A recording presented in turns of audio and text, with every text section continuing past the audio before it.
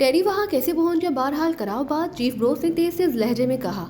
Hello chief, मैं टेरी बोल रहा हूँ। मैं मादाम क्रिस्टान के हेडक्वार्टर अपने एक दोस्त से मिलने गया था, तो मैंने अड्डे से ट्रांसपोर्ट हेलीकॉप्टर को बाहर निकलते हुए देखा। जब मैंने अड्डे का फाटक खुला हुआ महसूस किया तो मैं चौंक पड़ा और फिर मैंने कार रोकी और अंदर गया तो वहाँ हर तरफ लाशें बिछी हुई थी। मैंने हर जगह चेक किया, हेडक्वार्टर के अंदर मादाम क्रिस्टान और उसकी नंबर 2 सीरी की लाशें पड़ी हुई मिली। अब मैं वहाँ से कॉल कर रहा हूँ। दूसरी तरफ से एक मर्दाना आवाज़ सुनाई दी तो चीफ ब्रोस को यूँ महसूस हुआ जैसे उसके जहन में अचानक धमाके से होने शुरू हो गए हों। क्या क्या कह रहे हो? क्रिस्टान की लाश? क्या तुम नशे में तो नहीं? चीफ ब्रोस ने यकलख थलक के बल चीखते हुए कहा। चीफ, मैं दुरुस्त कह रहा हूँ। मादाम और सिली को बेशुमार गोलियां मारकर हलाक किया गया और हेडक्वार्टर में मौजूद तमाम अफराद को गोलियां मारकर हलाक किया जा चुका है। हेडक्वार्टर में इस तरह कत्लेआम किया गया है जैसे यहाँ बेशुमार मुसल्ले अफराद ने हमला किया हो। दूसरी तरफ से टेरी ने कहा, हेडक्वार्टर खाली पड़ा है, ये कैसे मुमकिन है? वहाँ तो दुश्मन एजेंट जंजीरों में जकड़े हुए थे, ये कैसे हो सकता है? कैसे मुमकिन है ये? चीफ ब्रोस ने एक बार फिर पहले की तरह हलक के बल चीखते हुए कहा, नो चीफ, यहाँ सिवाय मादाम क्रिस्टान और उनके ग्रुप के अफराद की लाशों के और कोई आदमी मौजूद नहीं, टेरी ने जवाब दिया। ओ तो वो एक बार फिर निकल गए। वेरी सैड, चीफ ब्रोस ने कहा और उसके साथ ही उसने इस तरह रिसीवर केबल पर पटक दिए जैसे दुश्मन एजेंटों के निकल जाने का असल कसूर फ़ोन का हो। वेरी बैड, ये लोग क्या हैं? क्या ये जादूगर है? काश मैं चीफ सेक्रेटरी को उनकी हलाकत का सबूत देने के लिए उन्हें क्रिस्टान की हेडक्वार्टर ना भिजवाता और आइजैक के कहने पर अमल करके उनकी यही गोलियां मारकर हलाक करा देता तो ऐसा ना होता। अब क्या होगा? चीफ ब्रोस ने दोनों हाथों से सर थामते हुए कहा और उस लम्हे फ़ोन की घंटी एक बार फिर बज उठी। अब किसका फ़ोन होगा? चीफ ब्रोस ने बड़बड़ाते हुए कहा और फिर हाथ बढ़ाकर रिसीवर उठा लिया। इस चीफ ब्रोस ने इस बार ढीले से लहजे में कहा, चीफ सेक्रेटरी साहब से बात कीजिए चीफ। दूसरी तरफ से उसके पीए की आवाज़ सुनाई दी, हेलो मिस्टर ब्रोस। दूसरी तरफ से चीफ सेक्रेटरी की भारी सी आवाज़ सुनाई दी, यस सर। चीफ ब्रोस ने होंठ चबाते हुए कहा, मुझे इत्तला मिली है कि आपके टॉप सीक्रेट सेक्शन के मादाम क्रिस्टाइन उन पाकिस्तानी एजेंटों को पकड़ लिया और वो उन्हें अपने हेडक्वार्टर ली गई है। क्या ये इत्तला दुरुस्त है? चीफ सेक्रेटरी ने भारी लहजे में कहा। तो चीफ ब्रोस को अपना सर घूमता हुआ महसूस हुआ कि ये बात चीफ सेक्रेटरी को कैसे मालूम हो गई। यस चीफ, मेरी भी कुछ देर पहले क्रिस्टाइन से बात हुई है। मैंने उसे हुक्म दिया कि वो उन एजेंटों को फौरी तौर पर हलाक कर दे। उनकी हलाकत के बाद मैं आपको ये सब बताने वाला था, लेकिन चीफ ब्रोस ने कहा और फिर कहते कहते रुक गया। लेकिन क्या मिस्टर ब्रोस? दूसरी तरफ से चीफ सेक्रेटरी ने वसीले लहजे में कहा, सर मुझे अफसोस है कि अब ऐसा ना हो सकेगा। चीफ ब्रोस ने कहा, क्या मतलब? ये आप क्या कह रहे हैं? क्या मतलब? चीफ सेक्रेटरी की हैरत भरी आवाज़ सुनाई दी, सर वो दुश्मन एजेंट अड्डे में मौजूद क्रिस्टाइन और उसके तमाम आदमी को हलाक करके निकल जाने में कामयाब हो गए हैं। अभी मुझे इत्तला मिली है। चीफ ब्रोस ने थके से लहजे में जवाब दिया। ओ ये कैसे हो सकता है? क्या आपने उन्हें आज़ाद रखा हुआ था? चीफ सेक्रेटरी का लहजा बेहद बिगड़ सा गया।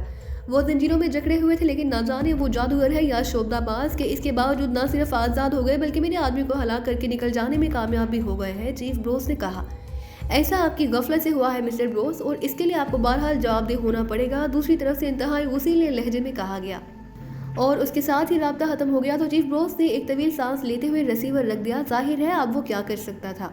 चीफ सेक्रेटरी लाजमन मेरा कोर्ट मार्शल करा देगा, इसलिए मुझे इससे पहले इमरान और उसके साथियों को पकड़कर हलाक कर देना चाहिए। लेकिन कैसे? चीफ ब्रोस ने कहा और फिर वो मुसलसल इस बारे में सोचता रहा। न जाने कितनी देर गुजर गई कि अचानक फ़ोन की घंटी एक बार फिर बज उठी और चीफ ब्रोस ने हाथ बढ़ाकर रिसीवर उठा लिया। यस, चीफ ब्रोस ने रिसीवर उठाते हुए कहा, चीफ सेक्रेटरी साहब से बात कीजिए जनाब। दूसरी तरफ से कहा गया, चीफ ब्रोस बोल रहा हूँ सर। चीफ ब्रोस ने ढीले से लहजे में कहा, मिस्टर ब्रोस, आप इस काम एजेंसी के चीफ के लिहाज से बुरी तरह नाकाम रहे हैं। वो 2 बार दुश्मन एजेंट आपके हाथों से सही सलामत निकल जाने में कामयाब रहे हैं। इसके लिए हुकूमत ने फैसला किया कि आपको फौरी तौर पर इस सीट से हटा दिया जाए, लेकिन आपके साबका खिदमत की बिना पर आपको मजीद कोई सज़ा नहीं दी जा रही। वरना जिस गफलत और नाअहली का मुजाहरा आपकी तरफ से हुआ है, इस पर आपका कोर्ट मार्शल भी हो सकता है। आपको सजाए मौत भी दी जा सकती थी। आपकी जगह आइजैक को अस्काम एजेंसी का चीफ बनाए जाने के अहकाम सादिर कर दिए गए हैं। आप फौरन चार्ज छोड़ दें। दूसरी तरफ से इंतहाई सख्त लहजे में कहा गया। उसके साथ ही राब्ता खत्म हो गया। तो चीफ ब्रोस ने बेइख्तियार एक तवील सांस लिया और उसने रिसीवर रखा ही था कि दरवाज़ा खुला और आइजैक अंदर दाखिल हुआ। आई एम सॉरी चीफ, मुझे हुक्म दिया गया है कि मैं आपकी जगह फौरी तौर पर लूँ और पाकिस्तानी एजेंटों के खिलाफ काम करूँ। आइजैक ने अंदर दाखिल होकर कहा। तो चीफ ब्रोस उठ खड़ा हुआ, मुबारक हो आइजैक, बहरहाल मुझे खुशी है कि मेरी जगह तुम्हें दी गई है। रस्मी चार्ज बाद में होता रहेगा, तुम सीट संभालो, मैं जा रहा हूँ। चीफ ब्रोस ने उठकर खड़े होते हुए कहा। उसके साथ ही वो साइड से निकलकर तेज से कदम उठाता दरवाजे की तरफ बढ़ गया। 1 मिनट, आइजैक ने कहा। अब मैं चीफ नहीं रहा, बल्कि अब मेरा कोई ताल्लुक भी अस्काम एजेंसी से नहीं रहा, इसलिए मुझे चीफ कहने की ज़रूरत नहीं, चीफ ब्रोस ने मुड़ते हुए कहा। आज स्पेशल ट्रांसमीटर पर कॉल करके अस्काम एजेंसी की तमाम हेड्स को खुद इस तब्दीली की इत्तला दे दें ताकि मैं वक्त ज़ाया किए बगैर दुश्मन एजेंटों के खिलाफ काम का आगाज़ कर सकूँ। आइजैक ने कहा।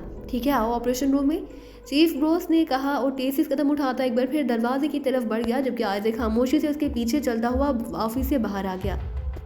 उसका चेहरा सता हुआ था क्योंकि उसे चीफ बनते ही दुश्मन एजेंटों के खिलाफ फौरी कार्रवाई का हुक्म दिया गया था और आइजैक अच्छी तरह समझता था कि अगर वो इस मिशन में नाकाम रहा तो फिर उसकी भी छुट्टी हो सकती है, इसलिए उसके चेहरे पर चीफ बनने की कोई खुशी नजर न आ रही थी। वो दोनों अभी थोड़ी ही दूर गए होंगे कि अचानक उन्हें तेज और इंतहाई नागवार बू का एहसास हुआ। इससे पहले कि चीफ ब्रोस और आइजैक कुछ समझते, अचानक चीफ ब्रोस के दिमाग पर अंधेरा छाया और वो लहराता हुआ गिरता चला गया। आइजैक के साथ भी यही हुआ और वो भी खाली होती हुई रेत की बोरी की तरह गिर गया। सफदर और तनवीर जल्द ही गैस मास्क ले आए। उन सब ने एक एक मास्क गैस मास्क ले लिया, लेकिन अभी चेहरों पर नहीं लगाया था। चलो अब गैस मास्क चढ़ाकर हम हर तरफ फैल जाते हैं और फिर अपनी कार्रवाई शुरू करते हैं, जूलिया ने कहा। नहीं, अभी नहीं, इमरान ने कहा। क्यों, अब क्या हुआ?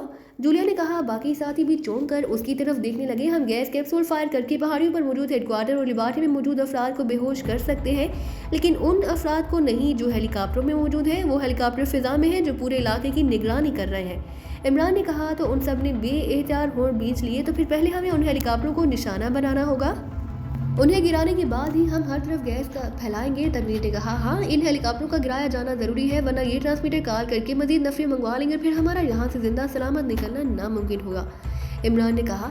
मेरे पास मिनी मिसाइल गन है, मैं उससे इन हेलीकॉप्टरों को निशाना बना सकता हूँ, तनवीर ने कहा। मिनी मिसाइल गन मेरे पास भी मौजूद है, साले ने कहा। गुड शो, तो तुम दोनों दो मुख्तलिफ साइडों पर जाओ और एक एक हेलीकॉप्टर को निशाना बनाओ। इतनी देर में हम सभी मुख्तलिफ एतराफ में फैल जाते हैं ताकि ब्लोटम पहाड़ियों के इर्द गिर्द हर तरफ गैस कैप्सूल फायर कर सके। और हाँ, मैं तुम दोनों को 15 मिनट देता हूँ। 15 मिनट में तुम दोनों अपने मोर्चे संभाल लोगे और फिर मैं पहाड़ी कौवे की तेज़ आवाज़ निकालूंगा। तुमने आवाज़ सुनते ही एकदम हेलीकॉप्टरों को निशाना बनाना है ताकि हेलीकॉप्टरों को यहाँ से भाग निकलने का मौका ना मिल सके, इमरान ने कहा। तो उन सब ने इस बात में सर हिला दी और फिर सबसे पहले तनवीर और सालिया दो मुख्तलिफ एतराफ में दौड़ते चले गए। फिर इमरान और उसके साथी भी एक दूसरे से अलग हुए और पहाड़ी रास्तों से गुजरते हुए उन पहाड़ों की तरफ बढ़ना शुरू हो गए जहाँ पर फौज तैनात थी। थोड़ी ही देर में वो सब पहाड़ियों के मुख्तलिफ हिस्सों में पहुंच गए। इमरान ने रेस्ट वॉच देखी, फिर उसने मुंह पर हाथ रखा और दूसरे लम्हे पहाड़ियों में दूर तक पहाड़ी कौवे की तेज आवाज़ लहराती चली गई। अभी चंद ही लम्हे गुजरे होंगे कि अचानक दो तरफ से शोले से चमके और तेजी से हवा में परवाज करते हुए हेलीकॉप्टरों की तरफ बढ़ते दिखाई दिए। फिर शोले हेलीकॉप्टरों से टकराए और दूसरे लम्हे माहौल जकला जोरदार धमाकों से गूंज उठा। हेलीकॉप्टरों पर मिनी मिसाइल फायर हुए थे जिनसे हेलीकॉप्टरों के परहच्चे उड़ गए। धमाकों के साथ ही हेलीकॉप्टरों में आग लग गई और उनके टूटे फूटे ढांचे गिरते चले गए। इमरान ने फौरन दो गैस पिस्टल जो पहले ही उसके हाथों में थे के बटन प्रेस करने शुरू कर दिए। स्टिक स्टिक की आवाज़ों के साथ पिस्टल से गैस कैप्सूल निकले और शोले छोड़ते हुए दूर जाते दिखाई दिए। इमरान उस वक्त तक गैस पिस्टल के बटन प्रेस करता रहा जब तक दोनों पिस्टल के कैप्सूल खत्म ना हो गए। इमरान ने पिस्टल्स के रुख बदल बदल कर फायरिंग की ताकि कैप्सूल इर्द गिर्द दूर तक ये इलाकों में गिरे और हर तरफ गैस फैला दें। उसके साथियों ने भी हेलीकॉप्टरों को तबाह होते देखकर गैस कैप्सूल फायर करना शुरू कर दिए। थोड़ी ही देर में वहां हर तरफ दबीज धुआं फैलता चला गया तो इमरान ने झपट कर सर पर रखा हुआ गैस मास्क मुंह पर चढ़ा लिया। गैस मास्क के आगे नाइट टेलीस्कोप नज़र से इमरान ने देखा पहाड़ियों और खाइयों से धुआं ही धुआं उठ रहा था, जैसे वहां जकलत हर तरफ खौफनाक आग भड़क रही हो और उससे धुआं उठ रहा हो। इमरान ने खाली पिस्टल एक तरफ फेंक कर उसने जेब में रखे हुए दो और गैस पिस्टल निकाल ली। फिर वो उठा और इन पिस्टल से पहाड़ियों की तरफ मजीद कैप्सूल फायर करता हुआ आगे बढ़ता चला गया। वो गैस कैप्सूल फायर करता हुआ उसी डेड पॉइंट की तरफ जा रहा था जिसमें जाकर उसने मेगा बम से लेबॉर्टरी के पुराने हिस्से की दीवार तोड़ी। उसने अपने साथियों को भी वहीं आने का कहा। थोड़ी देर में इमरान उस खाई में पहुंच गया। उसके साथी भी थोड़े थोड़े वक्फे के बाद वहां पहुंचते चले गए। हर तरफ खामोशी छा गई है, लगता है सब लोग बेहोश हो गए हैं, जूलिया ने कहा। उम्मीद तो यही है, इमरान ने कहा। ये क्या इमरान साहब, यहाँ की दीवार तो हमने उड़ा दी थी, लेकिन अब यहाँ दीवार के अंदरूनी हिस्से में एक और फौलादी दीवार दिखाई दे रही है, कैप्टन शकील ने कहा। तो क्या हुआ, कोई दीवार भला हमारी राह रोक सकती है सिवाय एक दीवार के जो मेरे रास्ते में हायल है, इमरान ने मुस्कुराते हुए कहा। तो वो सब मुस्कुराने लगे और इस दीवार का नाम है तनवीर है शायद, सफदर ने मुस्कुराते हुए कहा। फजूल बातें ना करो और काम करो, हमें अब मिशन मुकम्मल करना है और बस। इससे पहले कि तनवीर कुछ कहता, जूलिया ने उसीले लहजे में कहा। उसने कमर पर लटका हुआ थैला उतारा और उसमें से एक मेगा पावर बम निकालकर उस तरफ बढ़ गई जहाँ फौलादी दीवार थी। मेगा पावर बम एक बॉक्स की शक्ल का था। जूलिया ने आगे बढ़कर दीवार के पास बॉक्स रखा, फिर उसके मुख्तलिफ बटन प्रेस करके इसे चार्ज करने लगी। मेगा बम चार्ज करके वो मुड़ी और तेजी से उनकी तरफ बढ़ी। पीछे हट जाओ सब, मैंने दीवार के पास मेगा पावर बम लगा दिया है, इससे यकीनन दीवार उड़ जाएगी, जूलिया ने कहा और वो सब तेजी से पीछे हटते चले गए। उसी लम्हे एक जोरदार धमाका हुआ और अंदर मौजूद दीवार के परहच्चे उड़ते चले गए। आओ, जूलिया ने कहा। रुको, मैं अंदर जाता हूँ। मेरी गैस पिस्टल में चंद कैप्सूल बाकी है, मैं उन्हें अंदर फायर करता हूँ ताकि अगर कोई आप गैस के असर से बेहोश होने से भी बच गया है तो वो भी बेहोश हो जाए, इमरान ने कहा। तो उन सब ने इस बात में सर हिला दिए। फिर इमरान अंदर आया और तेजी से सामने मौजूद राहदारी की तरफ दौड़ता चला गया। अंदर जाते ही उसने मुख्तलिफ राहदारियों में गैस कैप्सूल फायर की और फिर वो वापस आ गया। आ जाओ सब, इमरान ने कहा। तो वो सब भी अंदर आ गए। अंदर हर तरफ धुआं ही धुआं भरा था। मुख्तलिफ राहदारियों में फौलादी शटर गिरे हुए थे। शायद लिबार्ट्री के इस पुराने हिस्से को मुकम्मल तौर पर सील कर दिया गया था। इमरान और उसके साथियों ने मेगा बमों से उन फौलादी दीवारों को तबाह किया। फिर वो लिबार्ट्री में दाखिल हो गए। लिबार्ट्री में साइंसदानों, इंजीनियरों के साथ मुसल्लिह अफराद की भी बड़ी तादाद मौजूद थी, जिन्हें शायद सिक्योरिटी के लिए वहाँ पहुँचाया गया था। इमरान को इस लिबार्ट्री से कोई मतलब ना था। वो लिबार्ट्री के मुख्तलिफ हिस्सों में घूमता रहा और उस रास्ते को तलाश करता रहा जहाँ से वो ऊपर मौजूद अस्काम एजेंसी के हेडक्वार्टर तक पहुँच सके।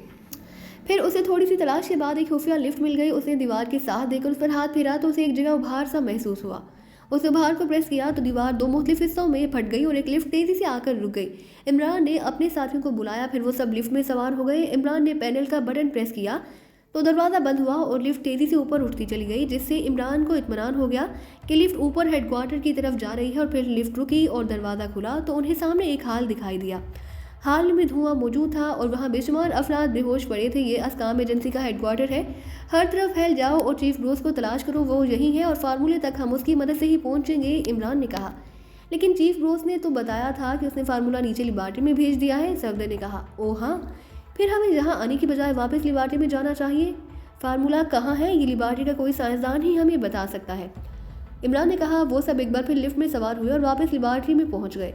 लिबार्ट्री में साइंसदानों को देखकर इमरान ने एक सीनियर साइंसदान को उठाया और उसे एक कुर्सी पर बिठा दिया। किसी दूसरे साइंसदान का अपरन फाड़ कर उसकी पट्टियां बनाओ और उससे इस साइंसदान को बांध दो, इमरान ने सफदर से मुखातिब होकर कहा। तो सफदर ने असबात में सर हिलाया और करीब खड़े हुए दूसरे साइंसदान का सफ़ेद एप्रन फाड़ा और उसे मोड़कर पट्टियां बनाने लगा। पट्टियां बनाकर उसने रस्सियों जैसी बनाई। फिर वो आगे बढ़कर बूढ़े साइंसदान को रस्सियों से बांधना शुरू हो गया। तुम सब जाकर लिबार्ट्री और हेडक्वार्टर में मेगा पावर बम नस्ब कर दो। जहाँ जो मिसाइल तैयार हो रहे हैं ये ज़्यादा ताकतवर नहीं कि उनकी तबाही के साथ किसी शहर तक पहुँच सके। ये ताबकारी मिसाइल भी नहीं, इनकी तबाही से जहाँ मौजूद चंद पहाड़ियाँ तबाह होंगी। अब फार्मूले के हसूल के साथ साथ तकरीबिया को भी इस बात की सजा देना चाहता हूँ कि हमारे मुल्क में कार्रवाई की गई और फार्मूला हासिल किया गया, इमरान ने कहा। तो उसके साथियों ने भी इस बात में सर हिलाया और फिर तेज़ी से मुख्तलिफ एतराफ़ में दौड़ते चले गए। जहाँ तक तो अब तक गैस के असरात हैं उसे होश में लाना मुश्किल होगा। होश में आते ही गैस से फिर बेहोश हो जाएगा, इमरान ने कहा। फिर कुछ सोचकर एक स्टोर रूम कमरे की तरफ बढ़ा। उसने उसकी तलाशी लेनी शुरू कर दी। हो सकता है कि मुझे यहाँ ही फार्मूला मिल जाए, इमरान ने कहा। वो स्टोर रूम की एक चीज़ चेक कर रहा था। स्टोर रूम को चेक करने के बाद वो लिबार्ट्री की साइड में बने हुए कमरों में गया। उनमें चंद कमरे साइंसदानों की रिहाइश के लिए थे, जबकि एक कमरा ऐसा था जिसे ऑफिस के अंदाज में कीमती सामान से सजाया गया था। इमरान ने कमरों की तलाशी ली। फिर वो उस ऑफिस में आ गया। उसे नहायत बारीक बीनी से ऑफिस की तलाशी लेना शुरू कर दी। इंतहाई तलाश के बावजूद उसे फार्मूला ना मिला तो वो मेज़ के पीछे रखे हुए कुर्सी पर बैठ गया। अगर चीफ ब्रोस ने फार्मूला इस लिबार्ट्री में भेजा था तो इस फार्मूले को यहीं होना चाहिए था, इसी ऑफिस में, इमरान ने कहा। वो कुर्सी पर बैठकर ऑफिस की दीवारों को गौर से देख रहा था। इसका ख्याल था कि शायद किसी दीवार में कोई खुफिया सेफ हो, लेकिन उसी दीवारों में ऐसा कोई निशान दिखाई न दे रहा था जिससे पता चल सकता हो कि वहाँ खुफिया सेफ हो सकता है। कहाँ हो सकता है फार्मूला, इमरान ने बड़बड़ाते हुए कहा। उसने मेज़ की सारी दरवाजे भी खोल कर देख ली, लेकिन फार्मूला वहाँ भी मौजूद न था। अचानक उसको कोई ख्याल आया तो उसने मेज़ के नीचे हाथ फेरना शुरू कर दिया। जैसे ही उसने मेज़ के नीचे हाथ फेरा उसे एक जगह एक बटन महसूस हुआ। इमरान ने फ़ौरन इस बटन को प्रेस किया तो अचानक कटाक की आवाज़ के साथ मेज़ के एन दरमियान में एक खाना सा नमूदार हुआ। उसमें से एक बॉक्स सा निकल कर बाहर आ गया। इमरान चौंक पड़ा। उसने उठकर उस बॉक्स को उठाया और गौर से देखने लगा। बॉक्स बंद था, उस पर भी बटन लगे हुए थे। इमरान चंद लम्हे बटनों को देखता रहा। फिर उसने इस बात में सर हिलाया और बटनों को बारी बारी प्रेस करने लगा। अभी उसने तीसरा बटन प्रेस किया ही था कि खटक से बॉक्स का ऊपर वाला ढक्कन खुल गया। इमरान ने ढक्कन उठाया तो ये देखकर उसकी आंखों में चमक आ गई कि इस बॉक्स में वही पेन ड्राइव रखी हुई थी जो उसे फ्रेडरिक ने हेडक्वार्टर से निकलवा कर दी थी। तो यहाँ छुपाई थी ये पेन ड्राइव, इमरान ने कहा। ऑफिस में से पेन ड्राइव चेक करने वाला मखसूस कंप्यूटराइज मशीन भी नजर आई, तो इसलिए उसने सोचा कि मौका का फ़ायदा उठाकर उसे पेन ड्राइव चेक कर लेनी चाहिए। चनाचे वो पेन ड्राइव लेकर उस मशीन के पास गया और उसका एक USB पोर्ट में पेन ड्राइव एडजस्ट करके उसे चेक करने लगा। उसे पेन ड्राइव चेक करने में ज़्यादा वक्त ना लगा। पेन ड्राइव चेक करने के बाद उसे इत्मीनान हो गया था कि उसे असल फार्मूले वाली ही पेन ड्राइव मिली है। थोड़ी ही देर में उसके साथी वापस आ गए। जूलिया ने इमरान को बताया कि उसने हेडक्वार्टर और लिबार्ट्री में ब्लास्टर्स लगा दिए हैं और उन्हें फ्रीक्वेंसी पर एडजस्ट करके उसकी फ्रीक्वेंसी एक ही डिचार्जर से लिंक कर दी है। अब बस इसे डिचार्जर का एक बटन प्रेस करने की देर थी, जो यहाँ मौजूद सारे ब्लास्टर्स एक्टिव करके ब्लास्ट हो जाते और लेबॉर्ट्री के साथ असकाम एजेंसी का हेडक्वार्टर भी तबाह हो जाता।